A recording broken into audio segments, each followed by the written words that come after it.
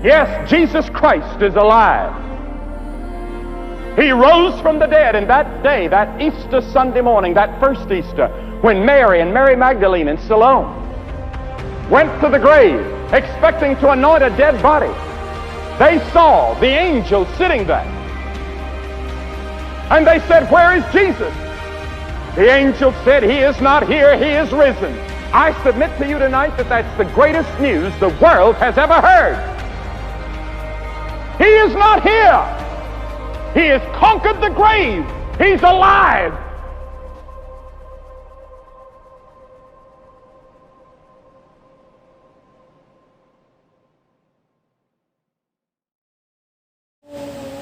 Tayo pong lahat ay sumandaling manalangin. Ama naming Diyos na makapangyarihan sa lahat, marami po salamat, Panginoon, sa umagang ito na patayin mo pinagkakaloob sa bawat isa. Salamat, Panginoon, sa buhay at kalakasan na ibinibigay mo sa amin. At salamat, Panginoon, dahil tinubos mo kami sa aming mga kasalanan. Patuloy na gabayan at ingatan mo kami, Panginoon, sa pandemic na ito. Ilayo mo kami, Panginoon, sa anumang sakit, Panginoon.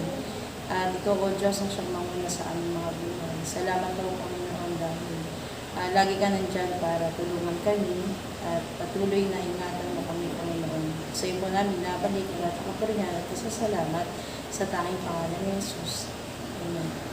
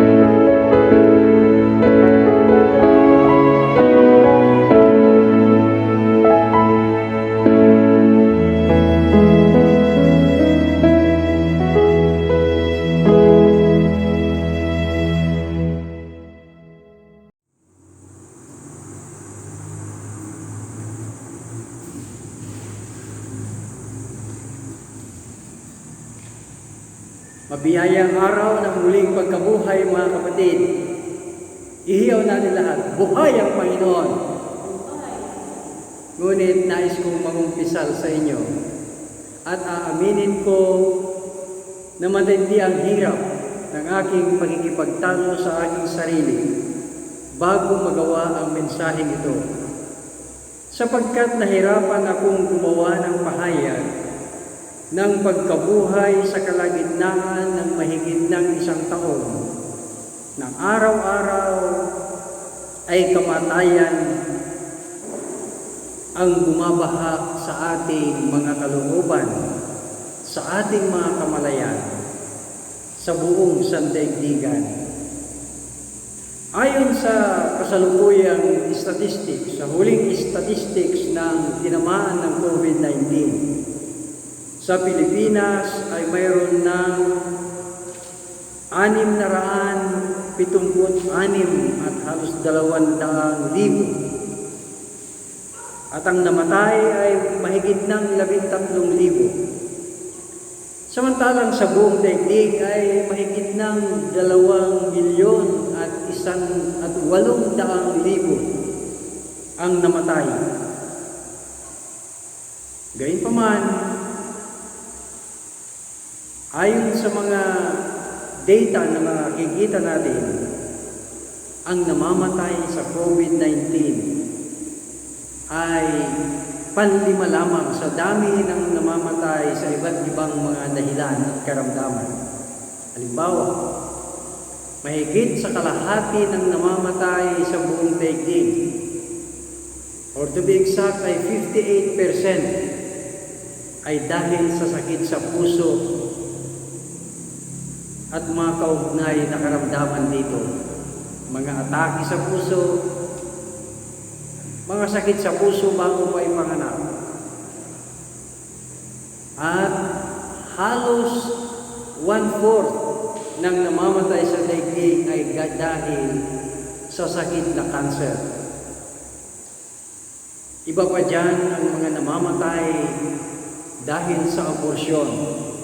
May mga bansang ang mga bata ay namamatay ng sinasadya. Iba pa yung dahil sa paninigarilyo, sa alcohol, sa mga traffic accident, at sa taon na nakalipas hanggang ngayon, mataas ang itinaas ng porsyento ng mga nagpapakamatay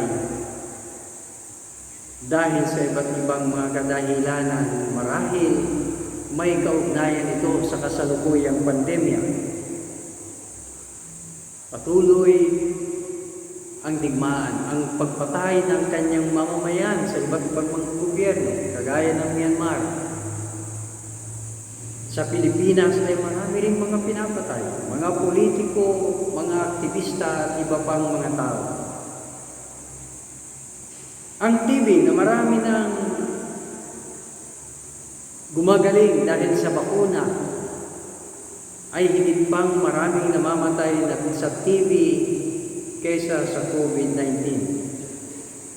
At dahil sa nangyayari sa ating mahigit ng 1 taon na lockdown,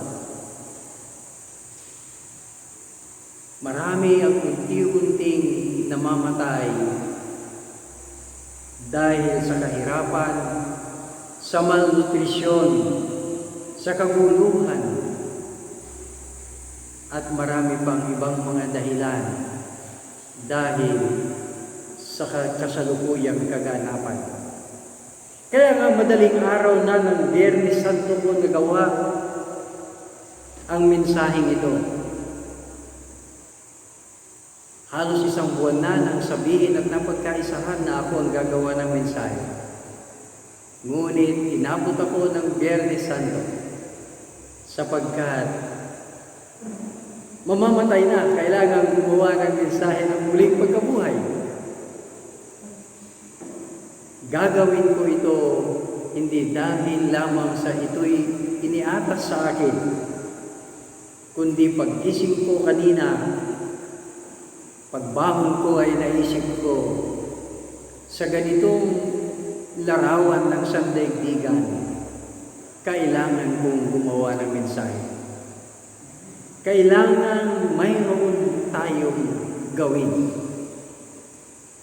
Kailangan mayroon tayong dapat gawin.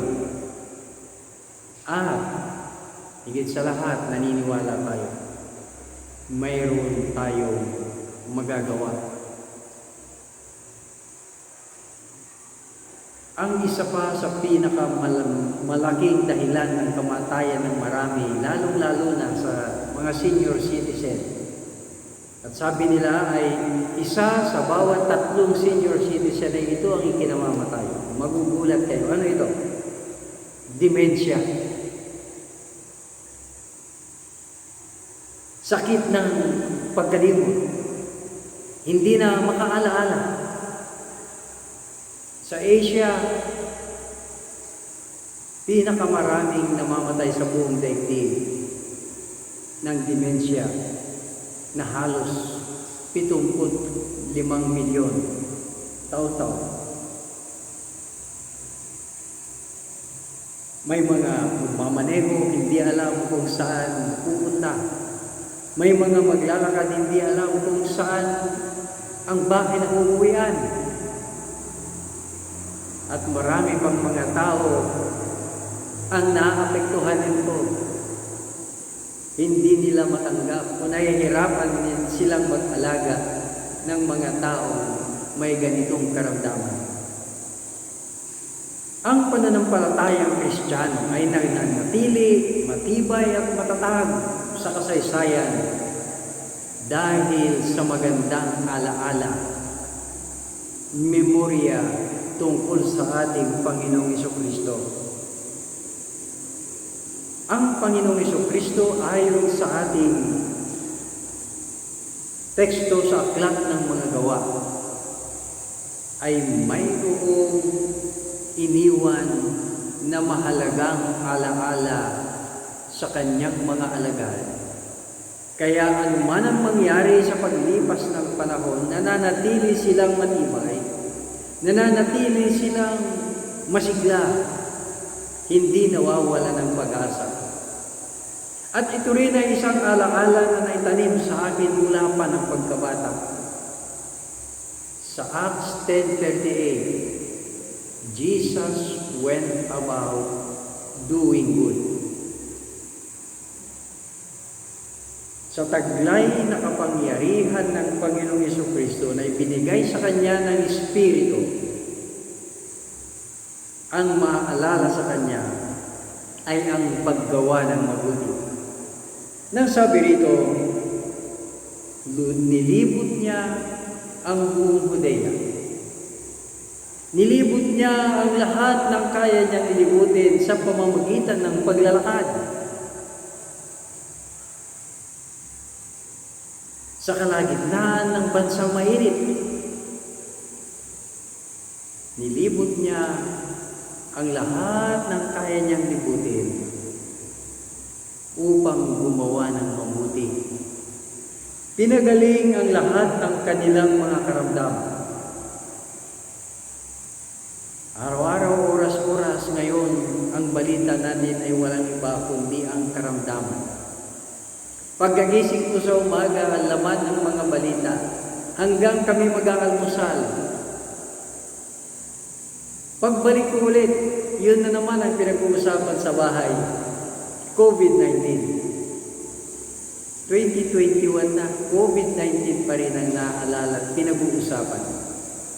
Sapagkat ito'y totoong nangyayari. Kaya ako minsan ay ayaw kong kaagad-agad papasok sa bahay sapagkat yun agad ang maririnig ko.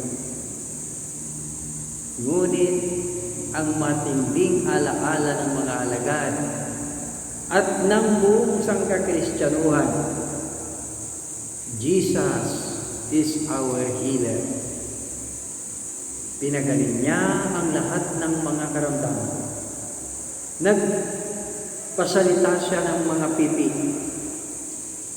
Dumilat ang mga bulag. Gumaling ang mga may ketong na pinandidirian at pinagtatabuyan ng kanyang panahon. ang mga politiko, ay mga paralitiko ay nakalakad. At pangalawa, nagpalayas ng mga demonyo. Pinalaya niya ang mga inaalipin ng demonyo. Nagsigaling ang kanilang mga katawan, ang kanilang isip at ang kanilang mga damdamin. Dahil isa sa pinahalagahan ng Panginoong Jesucristo ay ang pagpapalaya mula sa pang-aalipin ng demonyo. Masamang espiritu.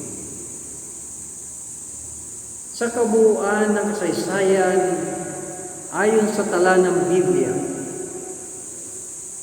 napakaraming mga maliliit na mga kwento ng alaala sa Panginoong Jesucristo.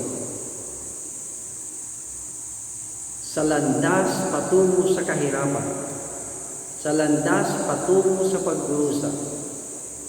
Kaya nagpadala ako sa inyo ng video ng awit na Via de Dolorosa.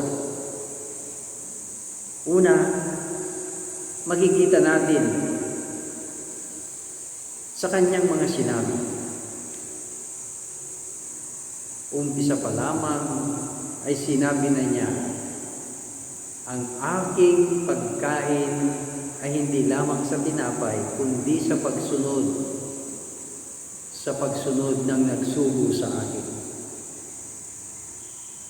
Hindi ang aking kalooban, kundi ang kalooban ng nagsugo sa akin. At dahil dito, kahit maraming mga pagpipigil, hindi yan nawala sa kanyang alaala. Ito ang dapat kong gawin. Ito ang layunin ng aking pagkakasugo sa akin. At nung binuhusan ng langis ng pabango ang kanyang paa, binuhusan ng babaeng pinalaya niya mula sa 7 demonyo. Habang si Jesus ay nakikikain sa bahay ni Simong Kitongin. Marami ang pumuna sa ginawa ng babae. Ngunit ang sabi ni Jesus, pakinggan ninyo, huwag ninyo siyang guluhin. Ginawa lang niya ang dapat gawin. Una, ipinaalala niya sa akin na ako'y dapat mamatay. Ipinapaalala niya sa akin ang aking misyon na ako'y mamamatay. Pangalawa, ginawa niya ang pagbubuhos ng pabango sa aking katawan sapagkat baka hindi na siya magkaroon ulit ng pagkakataon kapag ako'y namatay na. Alam po ninyo, ang pagbubuhos ng pabango ay parang kasama sa pag-iimbalsamo ng patay noong unang panahon. Kaya binubuhusan ng pabango ay mga patay na. Ngunit sabi ni Jesus, ang ginawa ng babaeng ito ay makakalaala sa tuwing ipapahayag ang mabuting balita na ginawa niya ang dapat niyang gawin bago mahuli ang lahat. Sapagkat totoo nga, noong linggo ng madaling araw, pumunta ang mga kababaihan upang buhusan ng langis ang bangkay ng Panginoong Jesucristo. Namumroblema sila ng malaki, sino ang mag-aalis ng bato? Ngunit pagdating nila doon, bukas na ang libingan. Ang problema pala na may hindi problema, sapagkat mayroon ng ibang gumawa ng solusyon para sa kanilang problema. At ang matindi ron, yung langis na ibubuhusan sa kanya ay hindi nagamit. Hindi nila nagawa ang dapat nilang gawin sapagkat nahuli ang lahat. Si Maria ng Magdala ay gumawa ng karapat-dapat gawin bago pa mahuli ang lahat. Dahil dito, Patay na ang babae, ngunit sa tuwing na ipapahayag ang balita, ay naaala-ala ang kanyang ginawa. Hindi lamang ang Panginoong Jesucristo ang naala-ala, kundi ang ginawa ng kanyang mga alagad, kagaya ng babaeng ito. At ang isa pang naalala, bahagi rin ng Holy Week, ay ang kanyang paghanda ng salo-salo sa kanyang mga alagad, na mas kilala natin ngayon ng banal na hapunan o huling hapunan. Matatandaan ninyo ang paboritong salita sa tuwing komunyon, nang kinuha ang tinapay, pinagpira-piraso ito at nagpasalamat, ibinigay sa kanyang mga alagad na sabi, ito ang aking katawan na ibinibigay ko para sa inyo. Akin ito, katawan ko ito. Ngunit ang aking pasya, ang aking desisyon, ibibigay ko ang aking sarili para sa inyo. Ang aking katawan para sa inyo. Mahirap kalimutan ang pagmamahal ng isang kaibigan na nagbigay ng kanyang sarili para sa kanyang kaibigan. Hindi kailanman makakalimutan ang buhay na inihandog para sa iba, para sa bayan.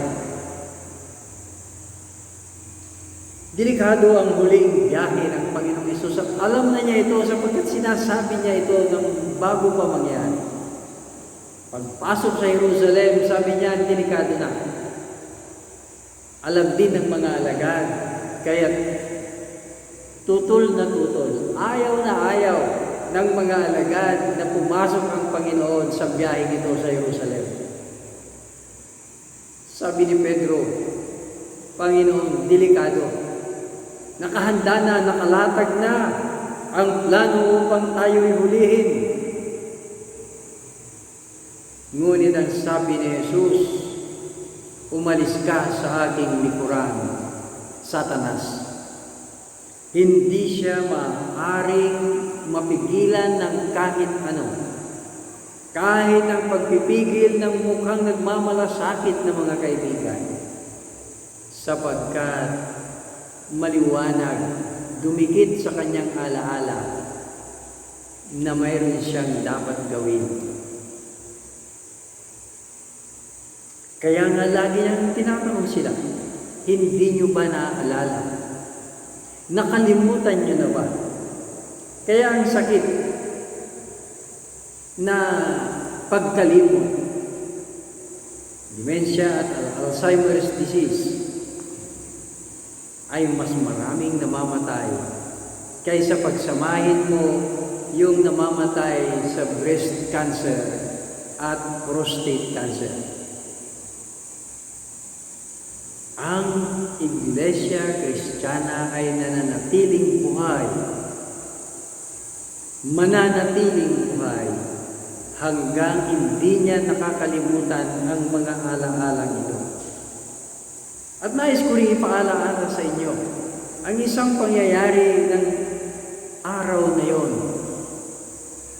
Hindi maunawaan ng mga alagad ang nangyari sapagkat ang tumambad sa kanila libingang bukas.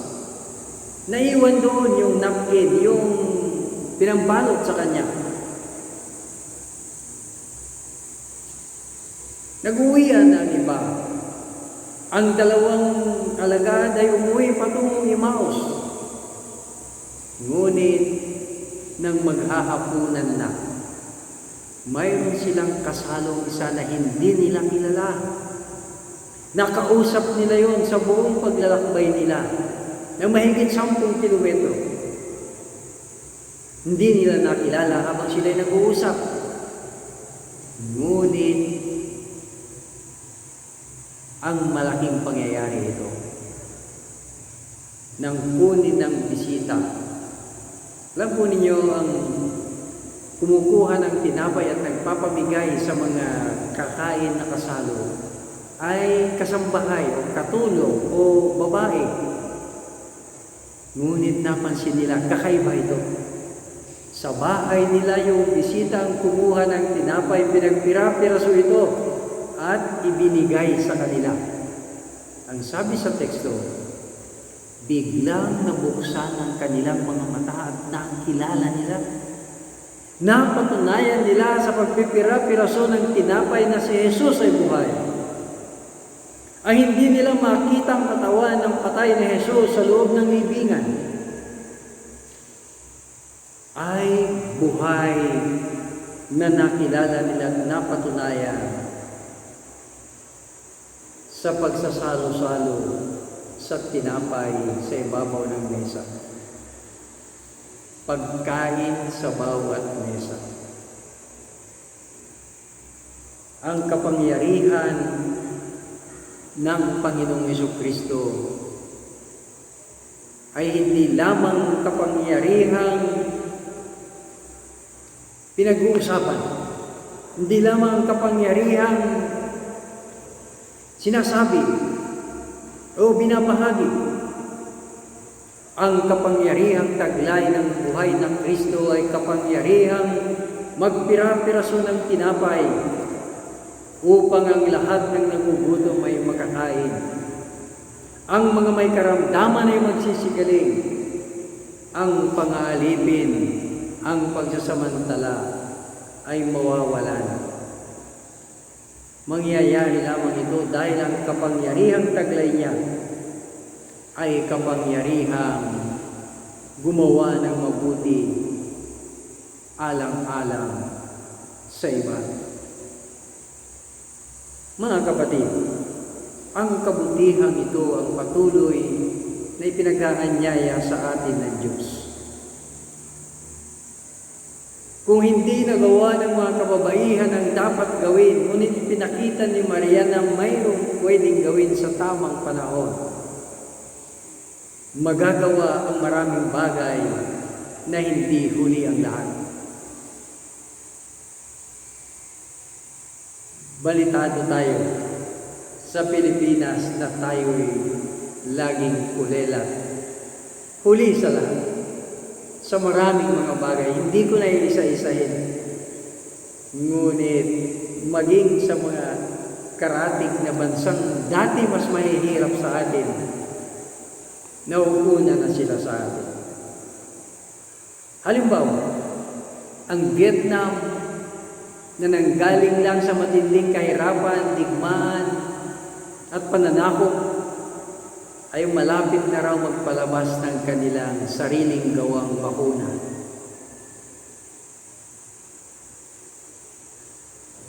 Mayroong mga pagkakataong lumipas, may mga pagkakataong napalampas, may mga gawang mabuti na dapat ginawa, ngunit hindi ginawa. Hindi pumayag si Maria na hindi niya mabuhusan ang paa ng Panginoong Jesucristo habang mayroon pa siyang magagawa. Maliwanag sa ating mga alaala, hindi nagpupos ng panahon ang Panginoong Jesucristo upang magparamdam ng malasakit sa lahat ng tao. Ito ang magbibigay sa atin ng panibagong lakas. Ang alaala na mayroong ginawa sa atin ng Panginoon, na binigay niya ang kanyang sarili, na hindi siya pumayag na wala siyang magagawa, ay ito rin ang nagbibigay sa atin ng matibay na pag-asa. Hindi pwedeng wala tayong magawa. Hindi pwedeng hindi tayo gumawa sapagkat tayo ay dapat gumawa. Ang paggawa ng mabuti ay hindi opsyon sa Kristiyano. Hindi ito isa lang sa mga pagpipilian, kundi ito lang ang pwede natin gawin. Hindi pagpipilian ang paggawa ng mabuti. At lalong hindi ito dapat ipahuli sa mga pinagpipilian sapagkat wala tayong ibang pagpipilian.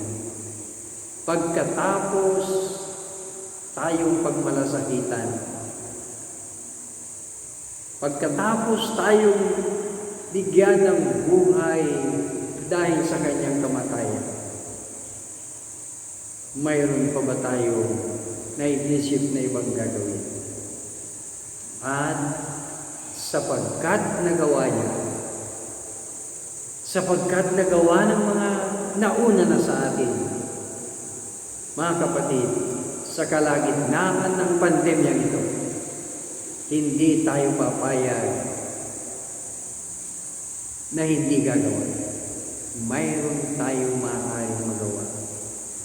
Mayroon tayong dapat gawin. Sapagkat mayroon tayong magagawa. Dahil sa matibay na katotohanan, kasama natin ang Diyos. Hindi niya tayo pababayaan. Sabi nila, habang may buhay, may pag-asa. Ngunit ang sabi ko, habang may pag-asa, may buhay. Binigyan tayo ng matibay na pag-asa, hindi lamang sa buhay na ito, kundi sa buhay na darating. Huwag tayong mamuhay na parang walang pag-asa. Sapagkat habang may pag-asa, may buhay. Maligaya, masigla, at puspos ng pag-asa, pag-ibig at pananampalataya na araw ng muling pagkabuhay. Ipagdiwang natin, buhay ang Panginoon. Gagaling ang mga may karamdaman. Mapapalaya ang mga inaalipin ng masamang espiritu.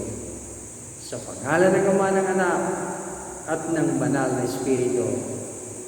Amen.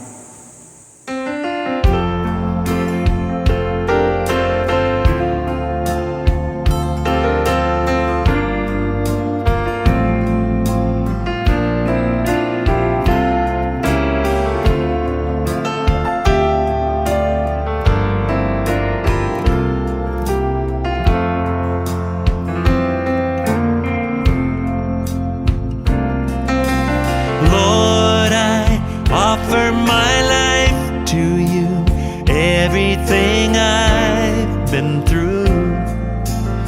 Use it for your glory, and Lord, I offer my days to you, lifting my praise to you as a pleasing sacrifice. Lord, I offer you my life.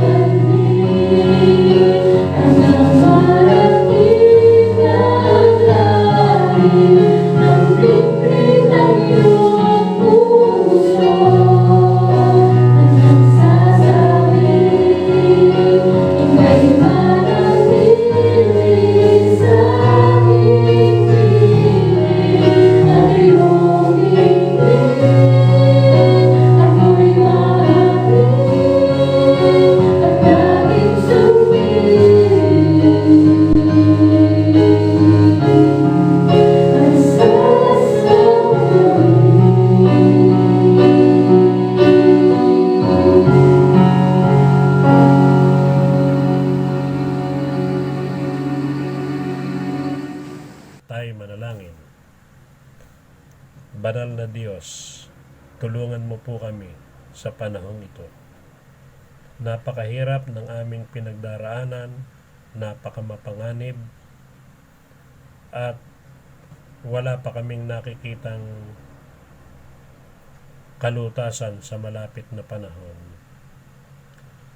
Ikaw ang tangi naming pag-asa at pinagkakadluan ng lakas ng loob upang kami ay magpatuloy. O Diyos, tulungan mo po kami na mag-focus lamang sa iyo, sa aming pagtitiwala sa iyo, upang kami ay manatiling matatag sa mga nararanasan namin at huwag kaming sumuko. Pagalingin mo ang daigdig, tulungan mo nga ang mga taong nagkaroon na ng sakit, bigyan mo ng kapayapaan ang mga naulila, pagalingin mo ang lahat ng may iba pang uri ng sakit at bigyan mo ng kalakasan ng katawan ang mga iba pa na patuloy na tumutulong, ginagawa ang kanilang trabaho upang makatulong na masugpo ang mga problema ng mundo, lalo na po ang COVID-19. Kaya dear God, gumising sana kami ng isang umaga na maayos na ang lahat.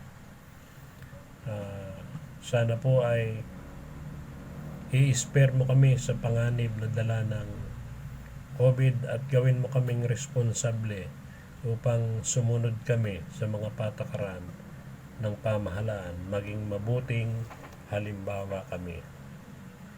Tulungan po ang bawat isa sa amin sa iba't iba naming kalagayan, pinansyal,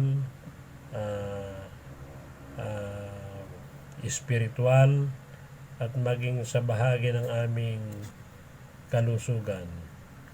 Tulungan mo kami na masumpungan ang lahat ng katugunan sa mga problema namin.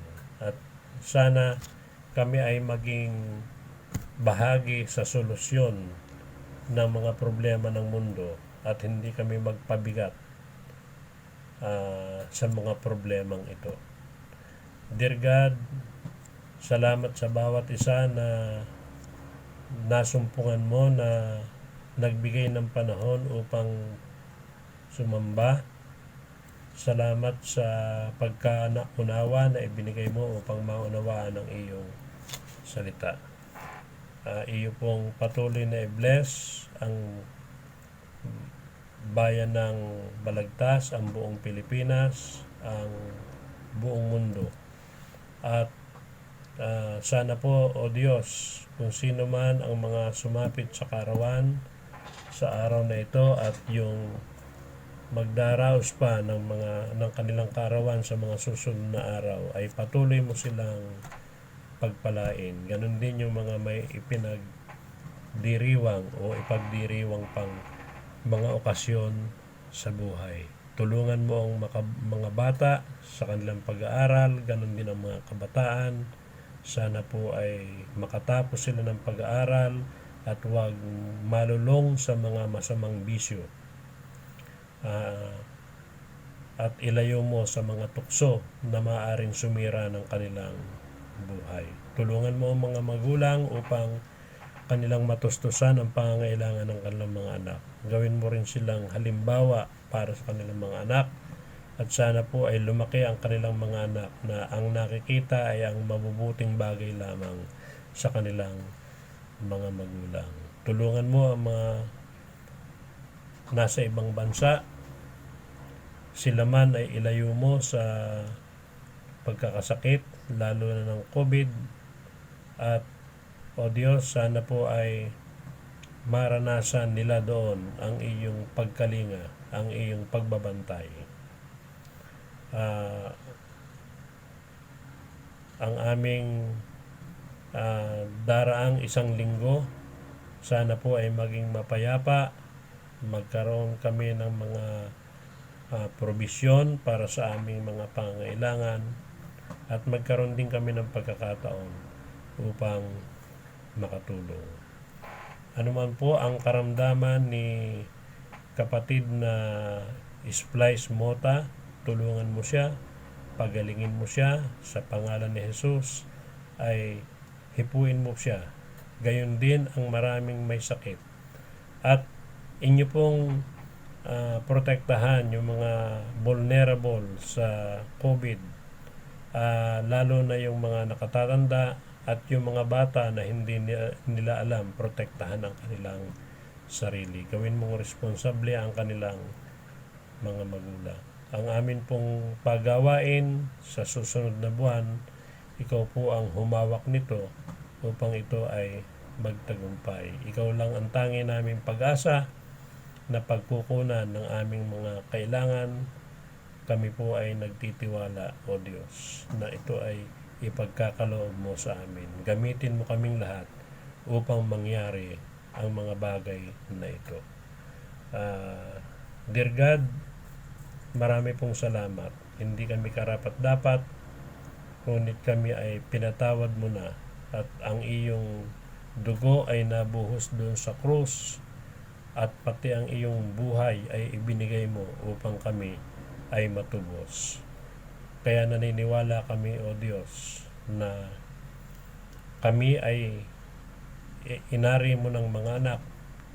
Kaya hinihiling namin na tulungan mo po kami na mapagtagumpayan namin ang mga tukso ng buhay na ito upang malayo kami sa kapahamakan, bagkos kami lumapit, sumamba at magpuri sa iyo lamang sa lahat ng panahon at araw ng aming mga buhay.